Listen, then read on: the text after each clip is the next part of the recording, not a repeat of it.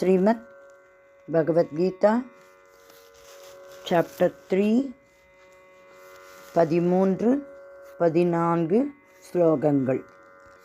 ஓம் ஸ்ரீ பரமாத்மனே நமஹ. யஜ்ஞசிஷ்டாசின் சந்தக முச்யந்தே சர்வ கில்பிஷைஹி புஞ்யதே தே த்வகம் பாபாஹ யே பசந்த்யாத்மகாரணாத் அன்னாத் பவந்தி பூதானி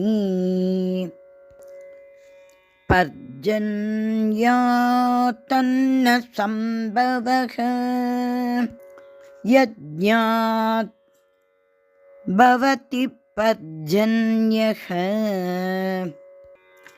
யஜ்ஞகர்ம சமுத்பவக.